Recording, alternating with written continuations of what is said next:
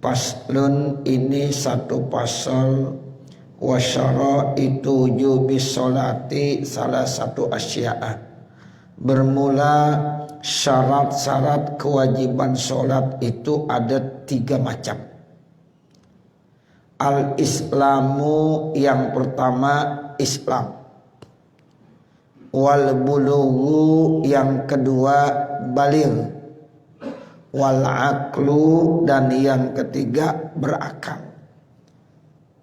Jadi Bapak Saudara, di dalam pasal ini menjelaskan tentang syarat-syarat kewajiban sholat.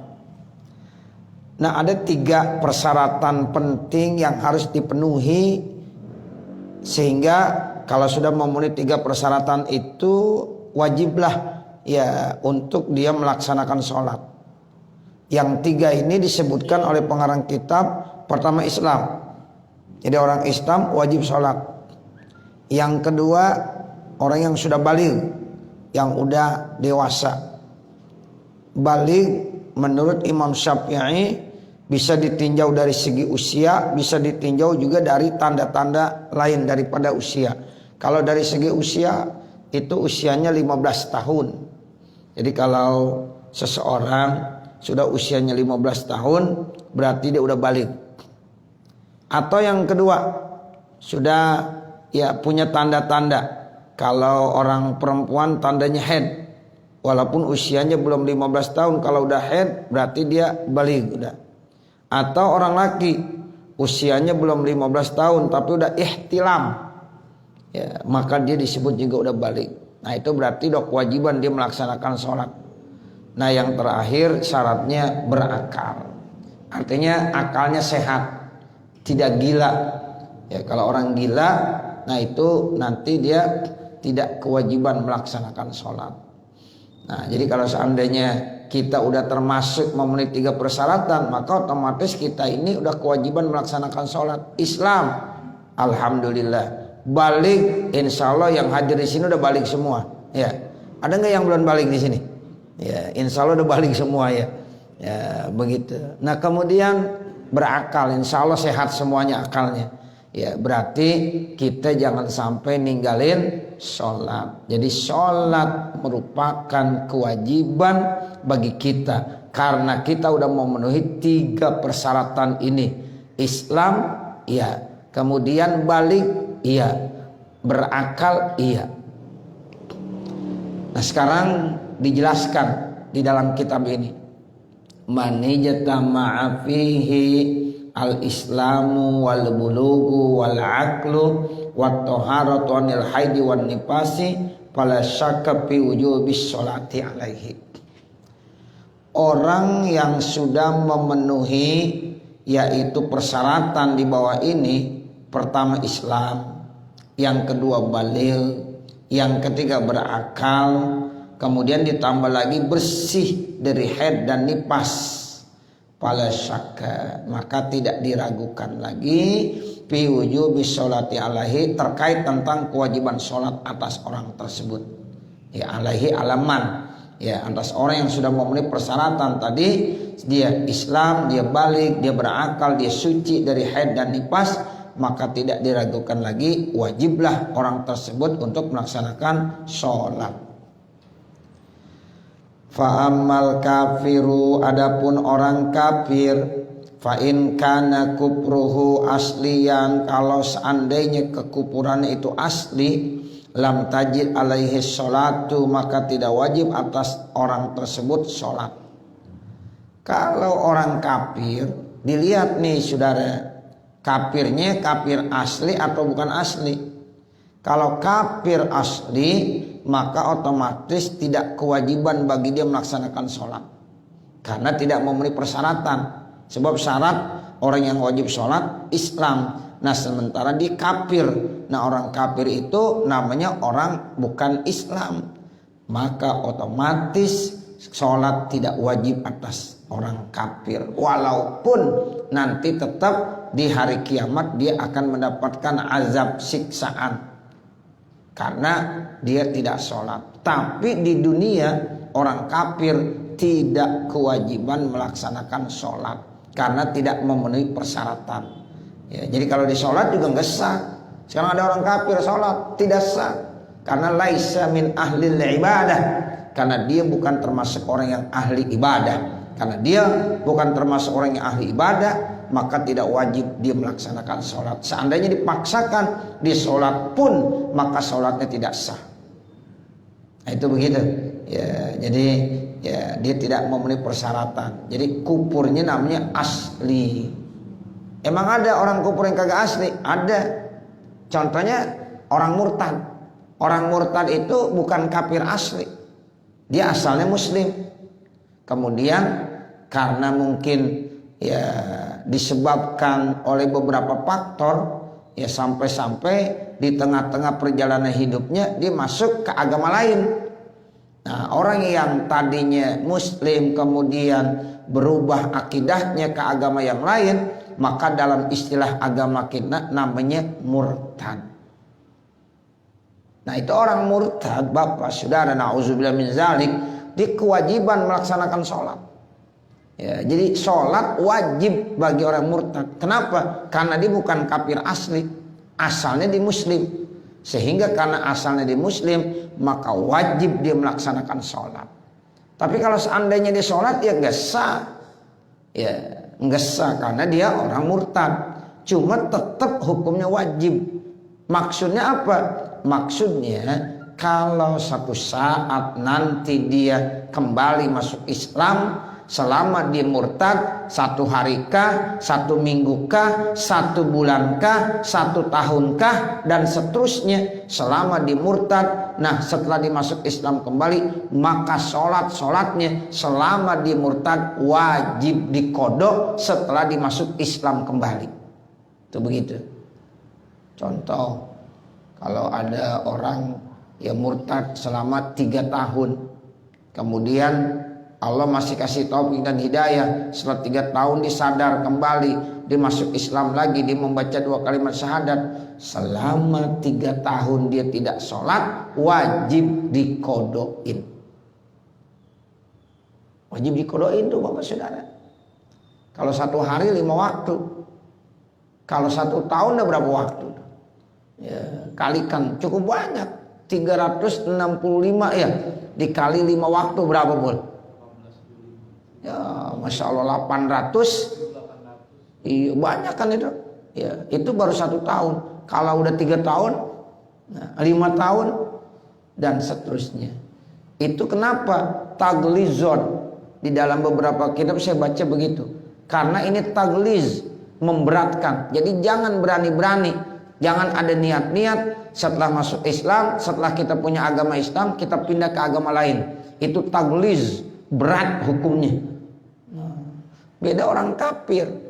Kalau orang kafir nih Bapak Saudara, udah 70 tahun di dalam keadaan kafir, tiba-tiba Allah kasih taufik hidayah, kemudian dapat hidayah masuk Islam. Nah, setelah dimasuk Islam, yughfar lahum ma qad salaf, maka dosanya diampunkan selama dikubur 70 tahun, dan tidak perlu dikodokin sholatnya, puasanya tidak perlu dikodokin. Dimasuk Islam, dia membaca 2 kalimat syahadat, langsung itu dosanya bersih. Nah, itu yang kita sebut dengan mu'allab namanya.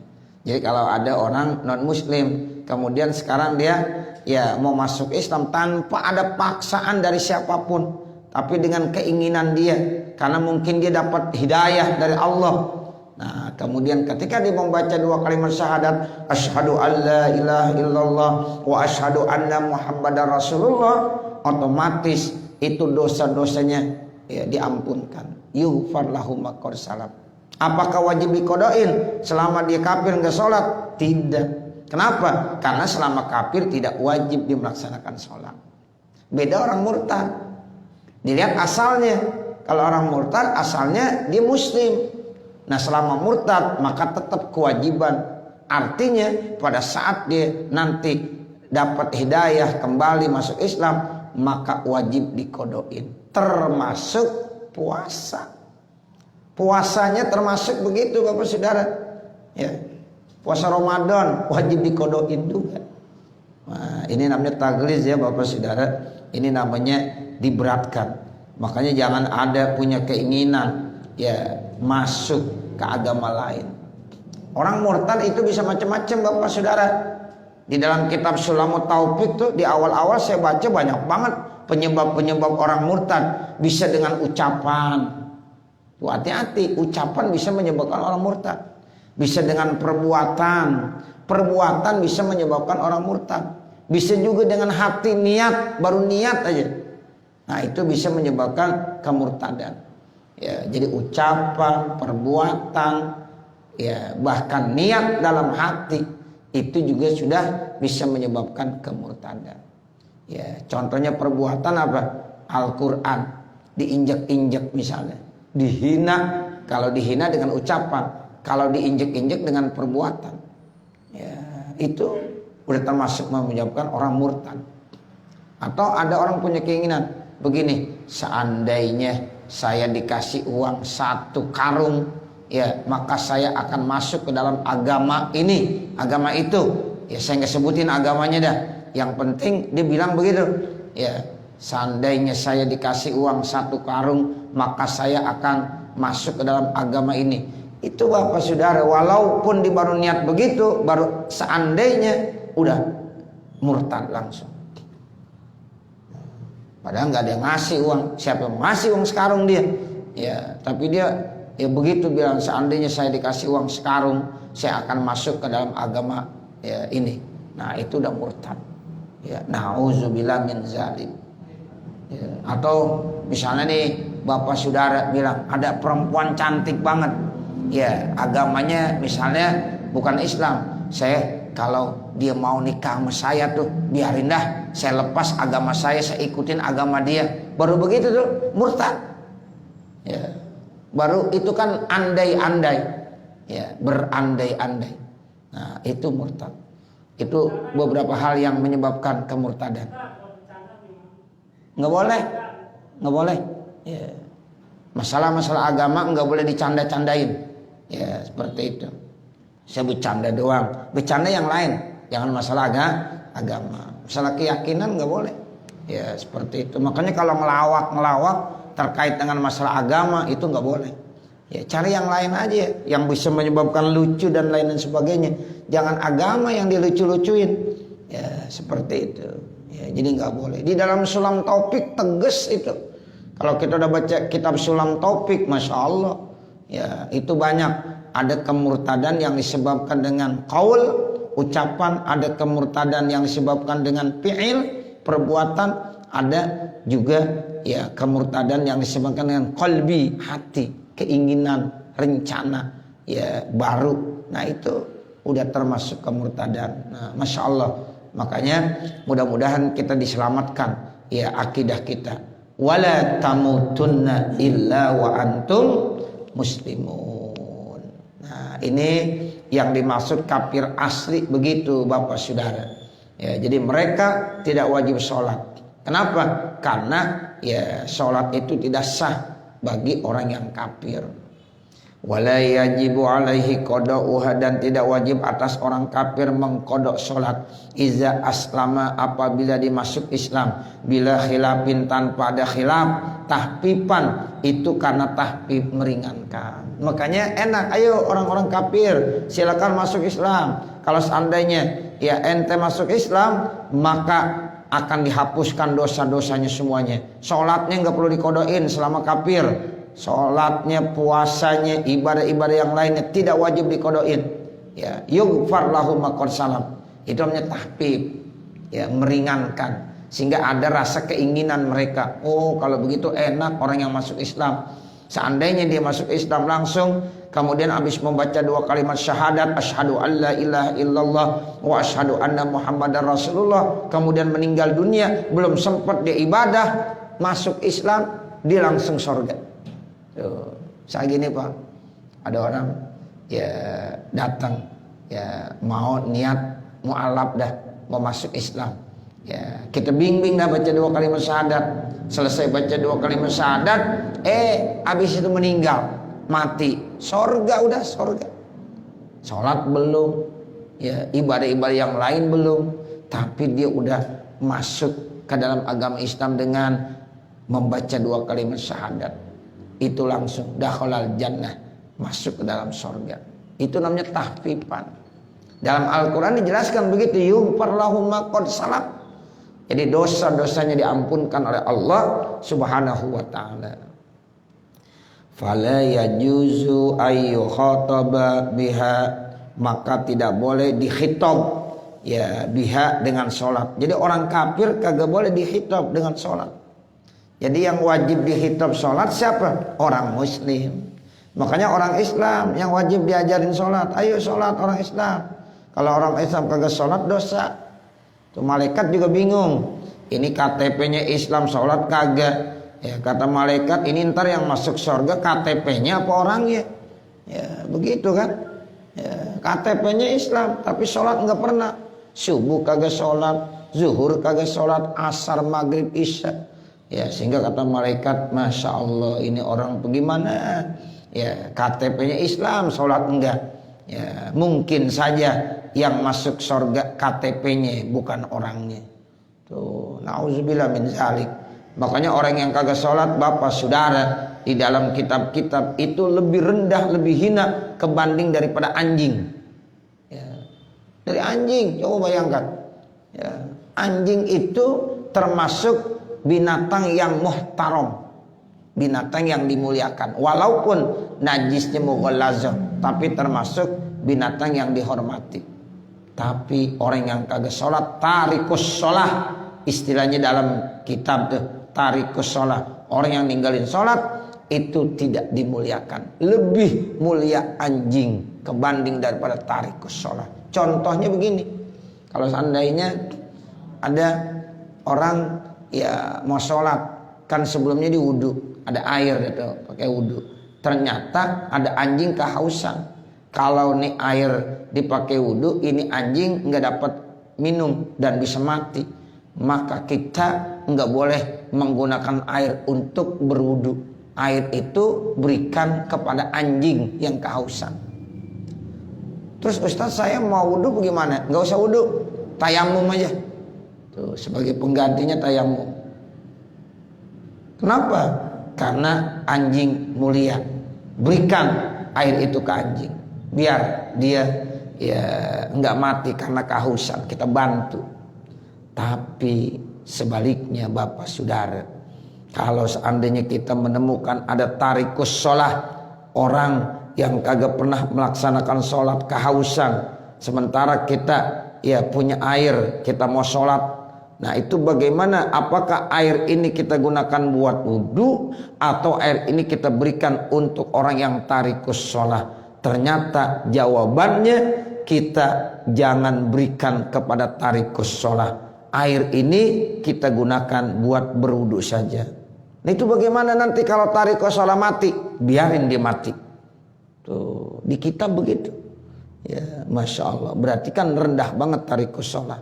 Ya, lebih mulia ya anjing kebanding daripada tarikus sholat. Na'udzubillah min zalik. Mudah-mudahan kita termasuk hamba Allah yang senantiasa memperhatikan sholat. Hafizu ya alas salawati was salatil wusta. Ya, kita selalu menjaga sholat-sholat kita, apalagi as-sholatul wusta. Itu rahasianya begitu Bapak Saudara.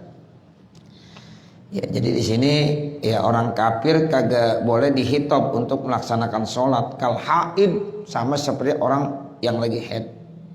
Wa hadza zahiru nassis Syafi'i, begitu bacanya. Wa hadza, dan ini zahiru nassis Syafi'i, ya merupakan zahir daripada nas Imam Syafi'i. Wabihi, dan dengan zahirnya nas Imam Syafi'i. Qala Syaihu Abu Hamid, berkata Syekh Abu Hamid Imam Al-Ghazali, namanya Abu Hamid bin Muhammad Al-Ghazali. Ya, wa taradahu fi jam'i furu'is syariati, dan dia tolaknya di dalam keseluruhan cabang-cabang syariat. Jadi kalau orang kafir tuh emang kagak dihitab itu. Bukan hanya sholat aja, semua cabang-cabang syariat, puasa dan lain-lain sebagainya. Wa hukiya anil Iraqiyin, dan diceritakan dari ulama-ulama Irak, kadza qalahul fuqaha'u demikianlah itu dikemukakan oleh para ulama-ulama fikih. Lakinis sahihu fir raudati wa ghairiha, akan tetapi yang sahih yang terdapat di dalam kitab Raudah dan lainnya daripada kitab Raudah, annal kafiral asliya, sesungguhnya orang kafir asli, mukhatabun bis sholati, itu dikhitab dengan salat, wa ghairiha, dan lainnya, min furu'is syariati, dari cabang-cabang syariat. Di dalam kitab Raudah yaitu dijelaskan bahwa orang kafir asli tetap dikhitab untuk melaksanakan salat ataupun lainnya dari syariat-syariat seperti puasa, ya, itu begitu di dalam kitab Raudah. Wa wajhul jam'i, dan jalan untuk mengumpulkannya, annal fuqaha, sesungguhnya ulama-ulama fikih, yaquluna, mereka berpendapat, innahu ghairu mukhatabin hala kufrihi, sesungguhnya ya bahwa orang kafir itu tidak dihitab saat lagi kufur, tapi nanti kalau dia udah enggak kufur ya dihitab, begitu maksudnya.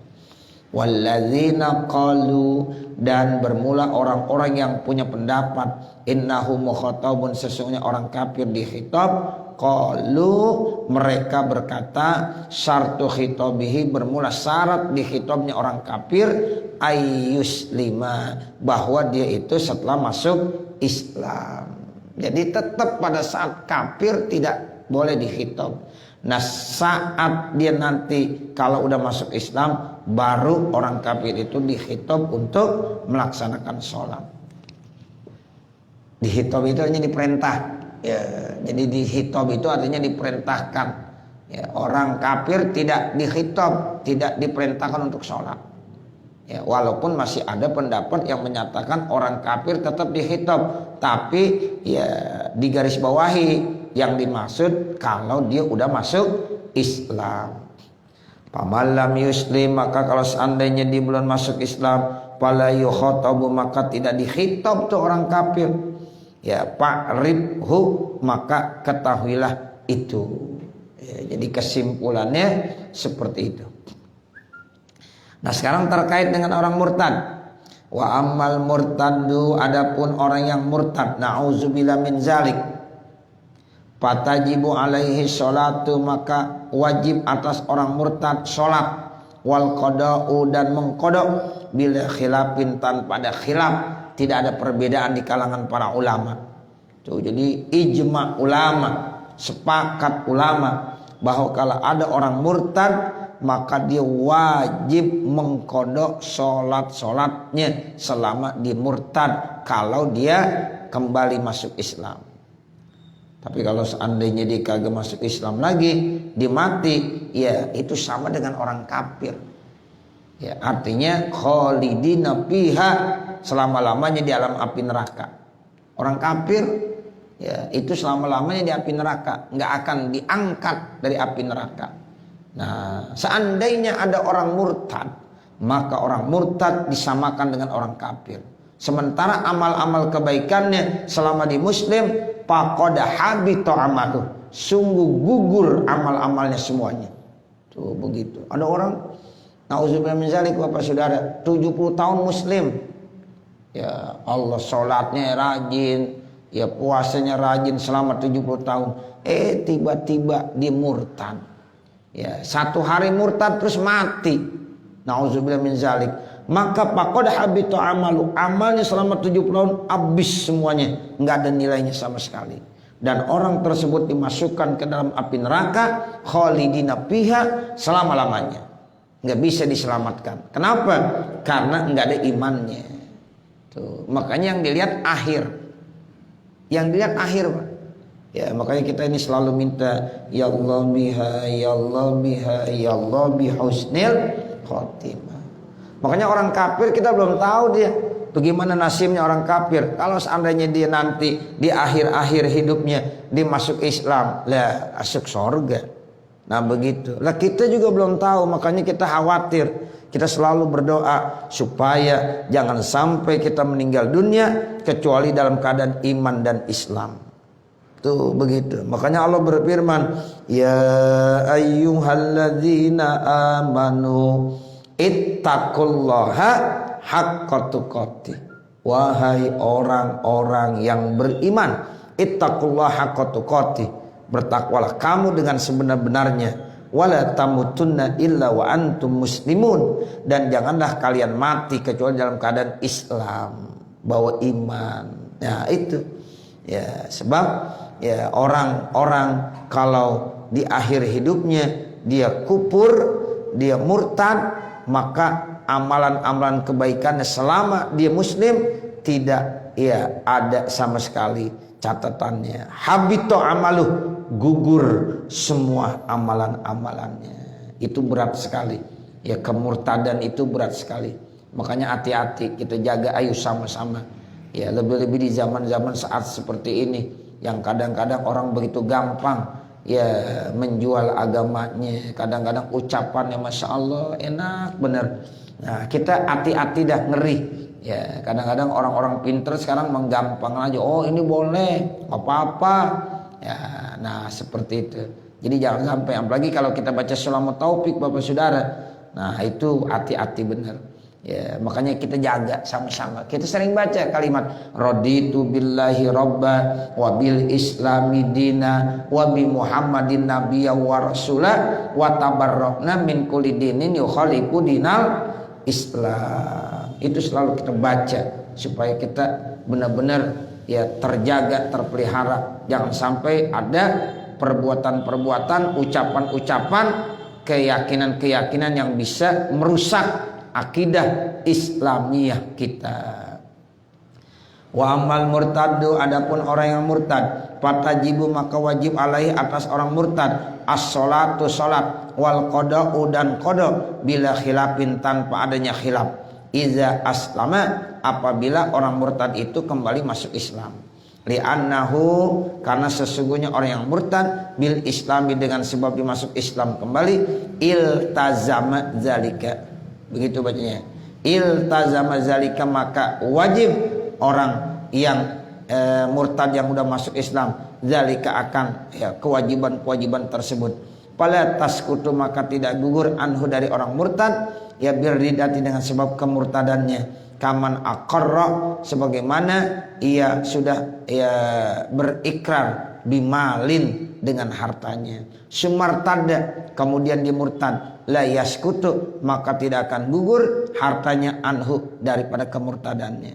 Dia pernah berikrar waktu dia muslim. Ya, di waktu muslim begini, ini harta saya akan sumbangkan untuk masjid atau untuk musola atau untuk apa saja dah, diikrar begitu. Nah kemudian dia murtad. Nah setelah murtad itu tetap ikrarnya mesti dilaksanakan. Ya, orang kalau berikrar kan itu kewajiban. Saya ikrar ya mau ngasih sumbangan ya misalnya 1.000 rupiah untuk apa masjid musola, itu uang 1.000 hukumnya jadi wajib karena dia berikrar. Seandainya sekarang dia masuk ya agama lain, dia murtad, tetap ikrarnya tidak gugur. Ya, kewajibannya tetap sholat, puasa, ikrar dengan hartanya pun itu wajib dilaksanakan dengan sebab dia murtad. Tuh begitu. Ya, jadi memang tagliz berat orang kalau murtad itu. Ya, jadi kalau orang kafir masuk Islam tahbib, tapi orang Islam murtad jadi apa? Jadi tagliz. Wa ammas sabiyu, adapun anak-anak, wa man zala aqluhu, dan orang yang hilang akalnya, bijununin dengan sebab gila, au marodin atau dengan sebab sakit, wa nahwihima dan seumpama keduanya, fala tajibu alaihi, maka tidak wajib sholat atasnya. Anak-anak kagak wajib sholat ya, orang gila kagak wajib sholat. Kenapa? Karena anak-anak itu belum mukallaf namanya. Orang yang gila nggak ada kesadaran akalnya, sama itu ya, dia tidak punya beban sama sekali. Makanya kalau anak-anak ya itu melakukan kesalahan kagak dituntut. Karena secara hukum dia nggak punya kewajiban. Ya, jadi jangan disalahin anak-anak. Ada anak-anak ke musola, ke masjid, dikencing di karpet. Ya anaknya jangan disalahin. Dan namanya anak-anak. Ya, anak-anak disalahin nggak boleh. Yang disalahin siapa? Babanya. Ya, ketahuan anak-anak dibawa. Ya, nah seperti itu. Jadi anak-anak itu nggak boleh disalahkan. Makanya kita salah kalau ngomelin anak-anak. Ya anak-anak sholat berisik banget. Ya anak-anak namanya. Ya mestinya kalau ada anak-anak ya ke musola ke masjid didampingin sama orang tuanya. Itu begitu. Jadi baik nanti. Kalau ya anak sendiri yang datang dia belum tamyiz, dia belum ngerti, belum paham, ya pantas di dalam sholat dia bercanda, di dalam sholat dia ganggu. Ya karena memang dia belum ngerti. Gitu. Percuma kita ngomelin juga. Ya, dalam agama memang rupi al-qalam. Tuh, dalam agama aja udah ketahuan begitu, rupi al-qalam. Nah, makanya anak itu ya mesti dibawa ke masjid, ke musola kalau udah tamyiz. Kalau belum tamyiz nggak usah. Ya, di rumah aja. Ya, ini kadang-kadang anak ya Allah, belum ngerti apa-apa dibawa ke masjid.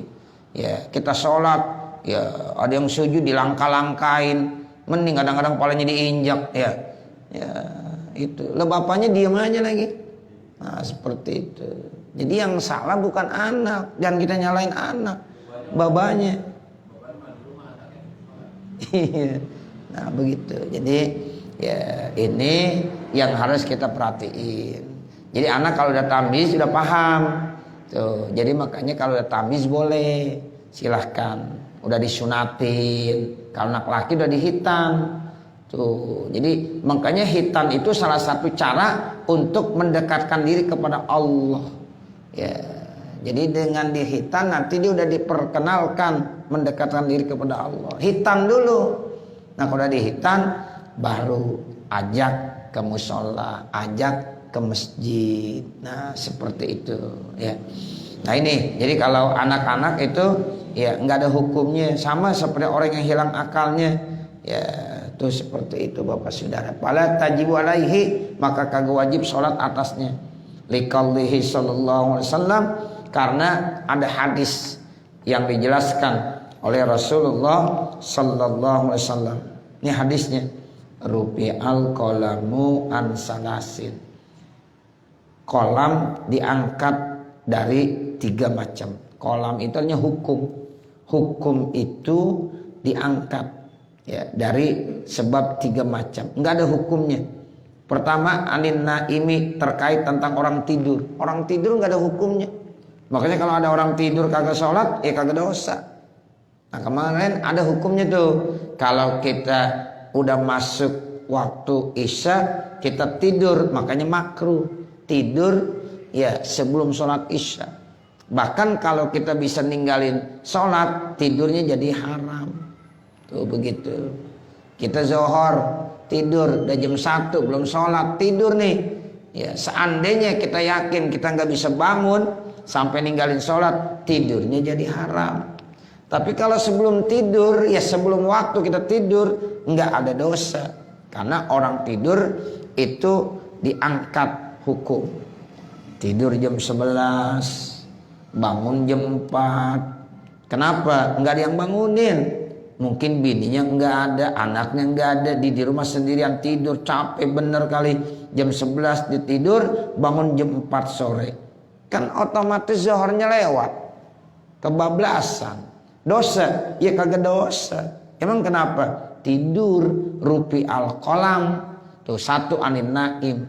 Ya orang yang tidur hatta yastaiqizo, sampai dia terjaga, terbangun. Nah makanya kalau tidur jam 1 udah kagak boleh, belum sholat udah tidur.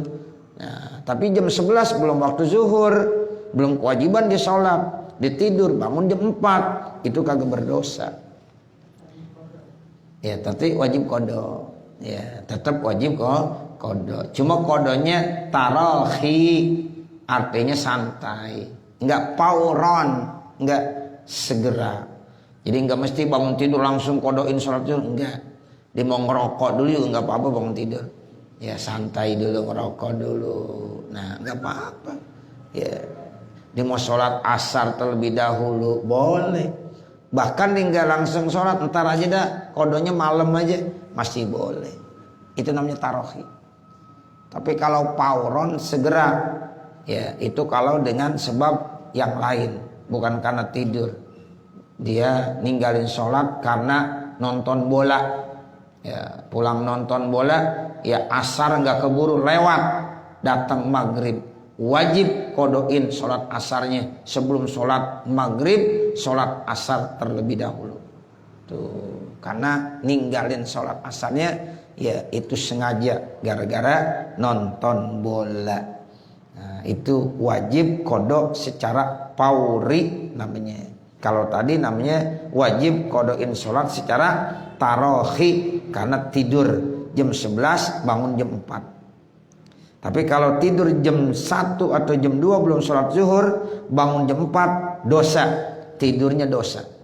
Nah begitu. Kemudian ya bangun tidur wajib kodoin sholat zuhur terlebih dahulu karena ya itu namanya kodonya pauri segera. Wa nisobi terkait tentang anak-anak hatta yahtalima sampai nanti di dewasa. Ya, kalau anak-anak belum kewajiban sholat sampai kapan? Sampai di dewasa, sampai balik maksudnya. Wa anil majnuni terkait juga tentang orang gila hatta yaqila sehingga dia ya kembali sadar akalnya. Ya, itu baru ada hukum dalam dirinya.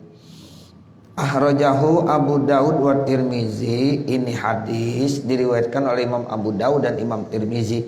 Wa qala hadisun hasanun, dan Imam Tirmizi menyatakan bahwa hadis tadi adalah hadis hasan. Jadi rufi al qalamu an salasin anin naimi hatta yastaiqiza wa anis sabi hatta yahtalima wa anil majnuni hatta yaqila. Itu hadis ya hukumnya kata Imam Tirmizi adalah hadis hasan. Wa dalilu adamil wujubi, bermula dalil tidak wajibnya fi haqqil haidi pada hak orang yang haid wan nufasa dan orang-orang yang nifas yu'lamu udah dapat diketahui minal haidi dari bab haid. Nah kalau orang haid ya orang yang lagi nifas kemudian kagak wajib sholat dan tidak wajib qada, mana dalilnya? Hadis yang udah diceritakan dulu babnya dalam babul haidi. Jadi di sini nggak perlu dijelaskan kembali. Nah nanti baru qala wassalawatul masnunatu. Mudah-mudahan apa yang kita baca pada kesempatan malam hari ini ada manfaatnya. Amin ya rabbal alamin. Wa sallallahu ala sayyidina Muhammadin wa ala alihi wa sahbihi wa sallam. Walhamdulillahi rabbil alamin. Al-Fatihah. A'udzu billahi minasyaitonir rajim. Bismillahirrahmanirrahim. Alhamdulillahi rabbil alamin. Ar-Rahmanir Rahim. Maliki yaumiddin. Iyyaka na'budu wa iyyaka nasta'in. Ihdinas siratal mustaqim. Siratal ladzina an'amta 'alaihim ghairil maghdubi 'alaihim waladdallin. Rabbighfirli wa liwalidayya amin. Bismillahirrahmanirrahim. Alhamdulillahi rabbil alamin. Hamdan yuwaffi ni'amahu wa yukafi mazidah. Ya Rabbana lakal hamdu wa lakas syukru kama yanbaghi li jalali wajhikal karim wa azimi sultanik. Allahumma salli ala sayyidina Muhammad wa ala ali sayyidina Muhammad. Allahumma inna nas'aluka ridhaka wal jannah wa na'udzubika min sakhatika wan nar. Rabbana zalamna anfusana wa illam taghfir lana wa tarhamna lanakunanna minal khasirin. Rabbana atina fid dunya hasanah wa fil akhirati hasanah wa qina adzabannar. Wa sallallahu ala sayyidina Muhammadin wa ala alihi wa sahbihi wa sallam. Walhamdulillahi rabbil alamin.